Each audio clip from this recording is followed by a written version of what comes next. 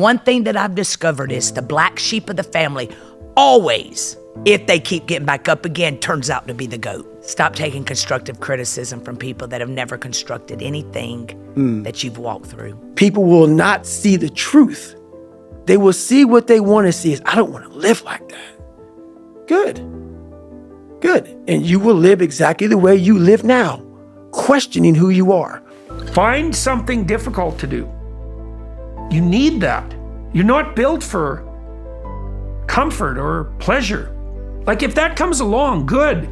You know, if you have a day where you're comfortable and there's some things around you that give pleasure, have some sense and enjoy it. But don't be thinking that's what your life is aimed at. That's contemptible. Everyone knows that. Everyone knows that. And if they orient themselves in that hedonistic direction, there's nothing in it but shame. If there was a big meta indicator that you're doing the right thing, doing what everyone isn't doing is already probably the single biggest indicator that you're doing the right thing. Like if I could wish nothing else on my child whenever I choose to have them in the future, is that they have high agency, which is that they make decisions independent from the opinions of other people. And when we hear words like authentic and original and things like that, it's because the person starts at square one and says, well, what do I want? And then they start building from there. Patience, the thing that goes beyond hustle and hard work. The discipline of patience, the thing that goes beyond hustle and hard work, right? Because we all talk about hustle, we talk about working hard, we talk about grinding, this, that, and the third, but nobody talks to you about patience. Nobody speaks about that patience, because in the patience, that's where you're gonna make it or you're gonna break. The discipline of patience, right? Because when you're not patient, you can make a lot of mistakes, man. Like I told you, the quote said, don't judge each day by the harvest you reap. You judge each day by the seeds that you sow, right? When you sow a seed, you gotta be what? Oh, you gotta be patient. The truth is, whatever game you play in life, sometimes you're going to lose. A point, a match, a season, a job. It's a roller coaster with many ups and downs. And it's natural when you're down to doubt yourself and to feel sorry for yourself. You're not going to win it. You're not going to score on every shot. Right. Doesn't mean you shouldn't take the shots. Doesn't mean you shouldn't try to hit the goal. But part of being able to continue to take shots. That you decide, hey, look here, I'm going to move in this direction. I'm not going to allow anything to stop me from doing what I want to do. The discipline. The discipline is the most difficult thing, not only in the sports, but in the life. These are sliding door moments. And if you say to yourself, the next time, aha, a moment, I need to act. Okay, tomorrow morning when I wake up, I'm going to do that. You've already lost the plot. Listen, every day when you get out of bed, life's standing right there to kick you in the face, man. And you have to be ready for it and you got to deal with it. You can't curl up into a ball. You can't run away from it. You can't hide. You have to take all head on. Hustle, hustle, hustle. Sleep was sin in my household. If it was daylight, you couldn't be inside. Mom would always say, why are you gonna watch someone doing something when you can go out in the world and do it yourself? Turn that damn thing off, get outside. You had to be outside. Like get out in the world, go hustle, figure it out, be home at dark. Be formless, shapeless, like water. Now you put water into a cup, it becomes the cup. You put water into a bottle, it becomes the bottle. You put it in a teapot, it becomes the teapot. Now water can flow or it can crash. Be water, my friend. There's no magic pill or a magic potion.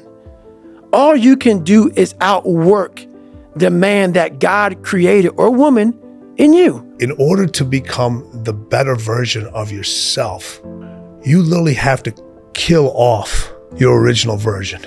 Because if it lingers around, it's going to find you again. Only risk takers win. By definition, if you are the same as everybody else, if you're not taking a risk over and above what everybody else is taking, by definition, you can't win. If you're doing exactly what everybody else is doing, how can you possibly win? You have to be different to win. You have to take risks. If you risk nothing, you become nothing. You are nothing, because nothing ventured, nothing gained. You're not going to get what you want by never risking what you have. Don't care. I just don't care. I'm done. So you got to be real interested in how to maximize your motivation and make sure it is as little variance as possible and as high up and close to your adherence level you need as possible, ideally over it. To achieve the highest levels, you have to give up proportional amounts of the things you hoped the achievements would get you. There comes a time when the hard work you have to do is learning that you can't work any harder any longer, and that you have to change what got you here to what will get you to where you want to go. Race is not about the destination, because there is no destination in mind. The race is about the running and what we see while we are running. And there's nothing wrong with that. But when you put that practice in every day, you lace them up. And I don't mean run. It's just a metaphor for life. When you lace them up every day, pretty soon you win. If you have the courage and the heart and the dedication and the mindset of everybody can go, I know what I know. I've listened to myself enough to know I know what I know. None of you can hear what I'm hearing. And that's what people don't do enough of. They don't listen to their journey. You have to discipline yourself. And the issue is, well, how? That's not really the relevant question. You can pick a disciplinary path. That's why I often tell my clients, especially young people, they say, well, I don't know what to do. It's like, that's okay. Nobody does. Go do something. Do the best thing that you can think of. Put the best plan you have into practice. It's not going to be perfect, and it will change along the way. But it will change partly because you become disciplined pursuing the path. And as you become disciplined, you become wiser.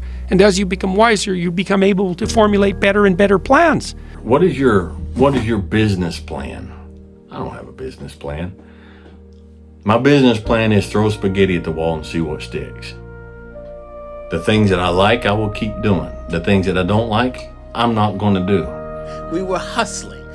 Nobody else was doing that at that time. So that's why we had success they didn't have. If you're doing what everybody else is doing, you're gonna have the same sphere of success that they have. So you gotta be willing to step outside your comfort zone and step outside the comfort zone of other people. My father always told me, don't expect anything to be handed to you. You know, you do the work, you know, and everything else is gonna figure itself out. You know, what's for you is for you. And you can't take anybody's blessings away from anybody else. So I'm just like walking my path, man, and just trying to be locked in. Get up early, do some kind of workout, eat good foods, clean your room, make a list of things that you're supposed to do in your life, and then wake up in the morning and do those things that you put on the list. When you half-ass something and you just don't know whether you failed or succeeded, got what you want or didn't get what you want, finding out and looking in the mirror and going, I didn't half-ass it, I went all the way, I found out, and that ain't for me. Or I found out, and you damn right that is for me. He says, find what you love and let it kill you. And there's like so much beauty in that, because when you find a craft or a trade or a skill that like you deeply, deeply care about, or a mission that you deeply, deeply care about, you become willing to trade yourself for that mission. And you're like, when you trade your time, you are literally trading your life for something. The bigger your goals are, and the more outrageous they are, or especially if someone else has never done it, then the people will always say, this is crazy, this will never happen, you cannot do that, it's impossible, and all those things. And so, you know, we have heard all the naysayers and everything like that, and you just cannot pay any attention to that, because it's just the way it is. And so I always feel like if I can see it, and if I can believe it, then I can achieve it. Driven human beings are going to always feel like they're behind. They're going to always feel like they're not doing good enough. They're going to always feel like they're not far enough. They're all going to always feel like you're losing. Look, winning, this is how it feels. 90% of the time, you're going to feel like you're getting your balls kicked in, all right? 8% of the time, you're going to be confused and you're frustrated. 2% of the time you actually win. And those moments come and go, and then you're back in the 90%. And that's the reality of a winner's life. People don't understand that. They think it's all about cruising around in a cool car, having a free and happy and easy and go-lucky life. And that's not reality, because true winners, they're built for the battle. They don't find peace and joy and happiness in the win. They find what they're looking for in the fight. Because if you're willing to go through all the battling you got to go through to get to where you want to get, who's got the right to stop you? I mean, maybe some of you guys got something you never finished, something you really want to do, something you never said to somebody, something. And you're told no, even after you pay your dues. Who's got the right to tell you that? Who? Nobody. It's your right to listen to your gut. It ain't nobody's right to say no after you earn the right to be where you want to be and do what you want to do. You have to take control. You got to do something to get control of your brain, of your mind. You got to check yourself. I don't care how you do it. I don't care if you set an alarm every 45 minutes so you can audit your thoughts, so you can audit what is influencing you, so you can control what's influencing you. Control the things you think about. You can actually control how you feel. You can control what you think, and you can definitely control what you do. Do not be a slave to influence. You got to be the master of your mind. You got to control your mind. You got to exercise mind control. That means you got to pay attention and be aware all day. That's what you got to do. So go execute. Those who have swords and know how to use them, but keep them sheathed, will inherit the world. One of the things I tell young men, well, and young women as well, but the young men really need to hear this more, I think, is that you should be a monster. You know, because everyone says, well, you should be harmless, virtuous. You shouldn't do anyone any harm. You should sheath your competitive instinct. You shouldn't try to win. You know, you don't want to be too aggressive. You don't want to be too assertive. You want to take a back seat and all of that. It's like, no. We are overcoming the suffering. We are not running away from the suffering.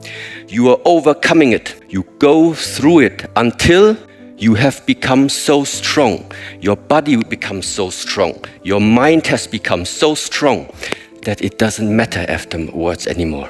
You feel it, but it's not the same like you felt before. When you're suffering, you give up on the very things that you wanted the most.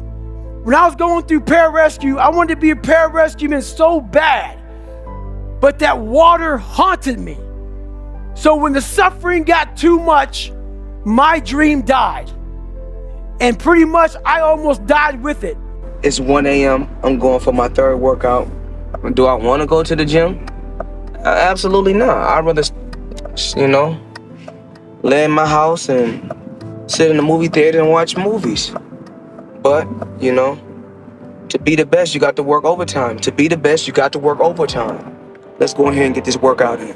When that alarm clock goes off at 4 or 5 in the morning, your mind says no. You just say, this is what we do. Unless you purposefully inject novelty, and this is one of the sort of ruthless double-edged swords to routine, which is a lot of the gains in life are to be made through being structured and routinized. What is the best advice you've ever heard or received? Do so much work, it would be unreasonable for you not to be successful. I promise you, these people that are winning win because there is no other option. Everyone who's competent is desperate for competent people. And if you go and show yourself as competent, there'll be a trial period, but if you go show yourself as competent, all sorts of doors you didn't even know were there will start opening like mad. I firmly believe when you give everything you got to something, right? I'm talking about blood, sweat, and tears, everything you got to something, right? The peace in that is not the result or the reward. The peace is the fact that I gave everything I had to it because this is who I am. Hearing about the challenges that people go through during reinvention helps everybody to feel less incapable of doing it. Tiny little things repeated over time is what produces dramatic change. Tough times create strong men. Strong men create easy times.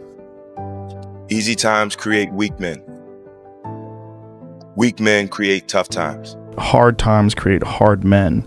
Hard men create soft times. Soft times create soft men. Soft men create hard times. If people really care about changing minds, they need to realize, and assuming that they think that they're correct, they need to realize that like intellectual chasm from where they are and where other people are. And you go, okay, I'm going to take you one step at a time. Is there a way that I can appropriately adjust this risk to normalize different opportunities? And I think that single skill set is one of, if not the most important skill sets as an entrepreneur, because fundamentally it's betting.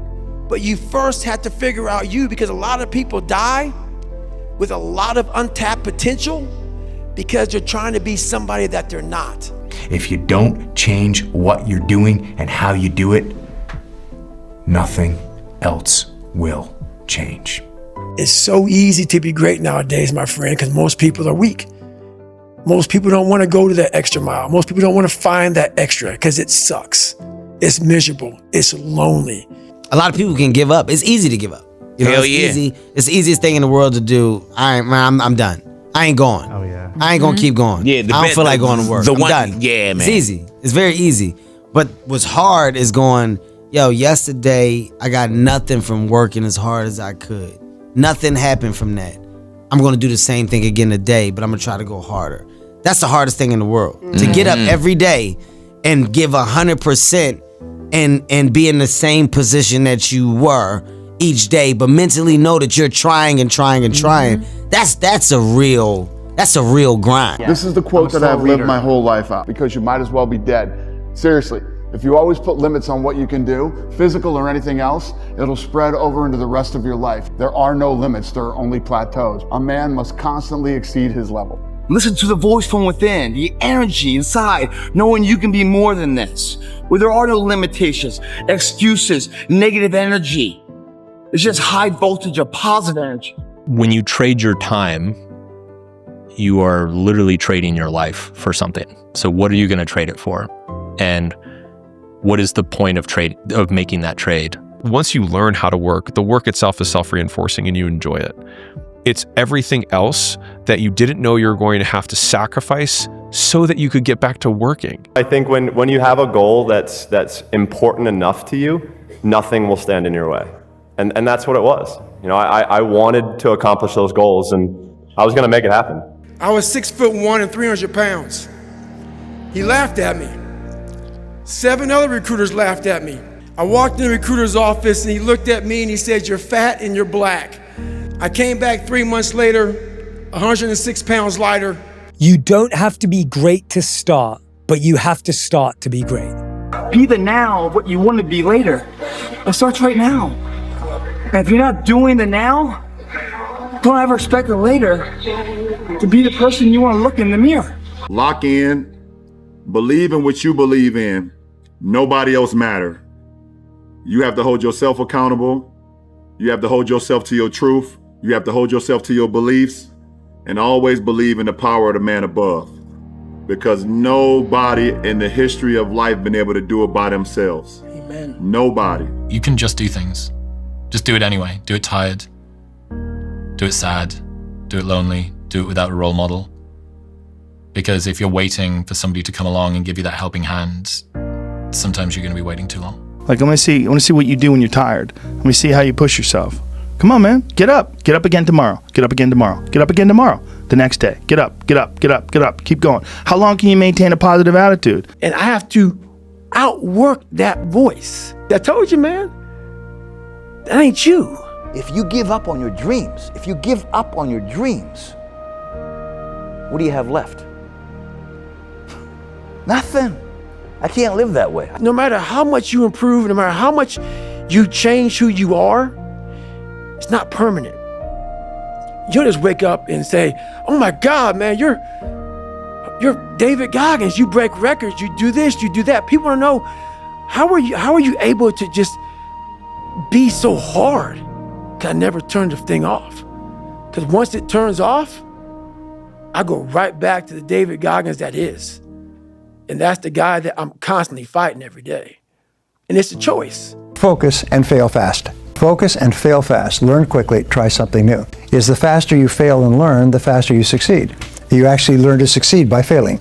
You want to increase your rate of success, you must double your rate of failure.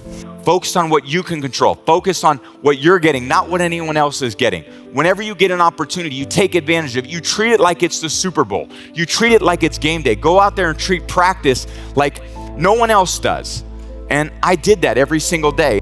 Do you actually want to do this or not? Because if you actually want to do it, what's going to stop you? Nothing. And if you don't really want to do it, what's going to stop you? Just about anything that comes up. Just about any obstacle that gets in your way becomes an excuse. It becomes a reason. It becomes a rationale for not proceeding down that path. How bad do you want this?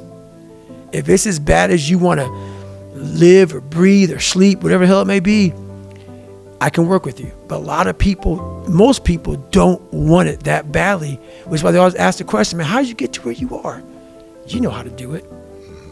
You know exactly how to be you or how to be me.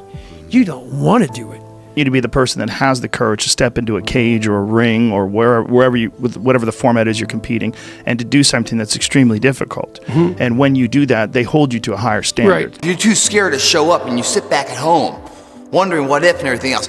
No one in hell is gonna call you an opportunity because you weren't present. The winners always show up. They're willing to lose in order to gain. Big mental thing there, guys. This body, as great as you are, as sharp as you make the arsenal, it can't do anything if you don't have confidence in yourself. We all fall down in life. The question is, who gets back up? You go after and you give it all you have. If you lose, at least you tried, man. I failed. It's 10 times more of a man than someone said, what if? Because what if never went to the arena. The truth is, action creates motivation, not the other way around. A lot of us think that I'll feel motivated, then I'll take action. It's the other way around. Take action, and then you'll feel motivated. People think they need perfect conditions to start, when in reality, starting is the perfect condition. If you believe it, if you really believe that you could be something, if you have that little voice in your head saying, hey, you got talent, you could do this, then follow that voice. But I'm gonna try my best to stay consistent. Yes. Because I believe when I'm consistent, I can build on consistency, not just in my life, but in several areas and aspects of my life that are tied to different people. And so I believe in the power of consistency, not saying that one has to just stay going at whatever it is that they doing, because you might need a break and it's all good. But just speaking to me and my purpose and how I operate, I believe in staying consistent and sometimes just changing my aim and my focus and altering it on certain days when different situations and circumstances pop up. There's so much opportunity on the other side of being willing to persist for an extended period of time on the correct path without getting positive reinforcement from your environment. And the longer you can stick with something without that positive feedback loop in terms of the big external thing, the easier the opportunities are because so few people can pursue them. I've found greater fulfillment in the journey of pursuing my goals than in the moment of achieving them. It won't get harder. Like, this is the hardest part. And so if you can just make it through this, everything else is downhill. It's not that the things that the dragons are going to slay aren't going to get bigger. They are. But you become so much more equipped to slay them back. And you have so many more allies. You have people in the stands cheering for you. You have the audience. You have all of these other things that are behind you. But in the beginning, it's just you with a stick against a bear. No one ever tells stories about the hero who made it all happen immediately and had no hardships. No one cares. Everyone loves the story because we can see ourselves in the character and how much we hope to be like them. And it's the being like them, not the having what they have, that we usually like. Unwavering confidence is a lie. The fears never go away completely. They just don't linger as long.